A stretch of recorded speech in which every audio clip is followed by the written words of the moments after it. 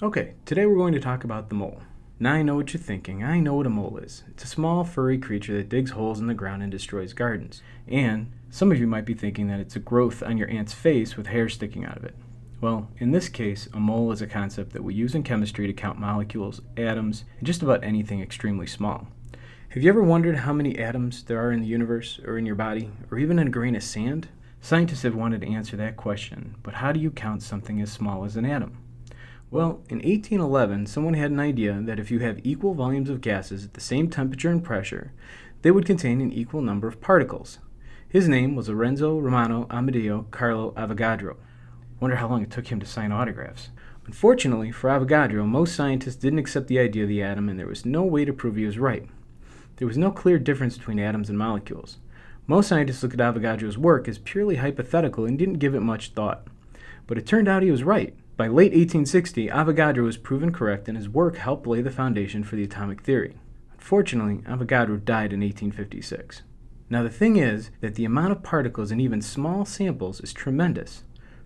For example, if you have a balloon of any gas at 0 degrees Celsius and at a pressure of 1 atmosphere, then you have precisely 602 sectillion gas particles. That is, you have 6 with 23 zeros after it particles of gas in a container. Or in scientific notation, 6.02 times 10 to the 23rd particles.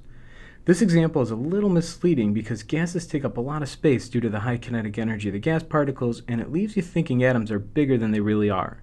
Instead, think of water molecules. If you pour 18.01 grams of water into a glass, which is 18.01 milliliters, which is like 3.5 teaspoons of water, you'll have 602 sectillion molecules of water.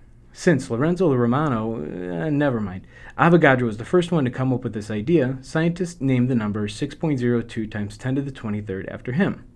It is simply known as Avogadro's number. Now, back to the mole. Not that mole. This mole.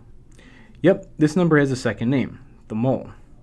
Chemists use the term mole to refer to the quantities that are at the magnitude of 602 sectillion. This is known as a molar quantity. Atoms and molecules are so small that chemists have bundled them into groups called moles. Moles are hard for students to understand because they have a hard time picturing the size of a mole, or a 602 sectillion. It's just too big to wrap our brains around. Remember our 18.01 milliliters of water? Well, that's a mole of water. But how much is that? Exactly what does 602 sectillion look like? Maybe this will help. Exchange the water particles for donuts. If you had a mole of donuts, they would cover the entire Earth to a depth of 8 kilometers, which is about 5 miles. You'd really need a lot of coffee for that. If you had a mole of basketballs, you could create a new planet the size of the Earth. If you received a mole of pennies on the day you were born and spent $1 million a second until the day you died at the age of 100, you would still have more than 99.99% of your money in the bank.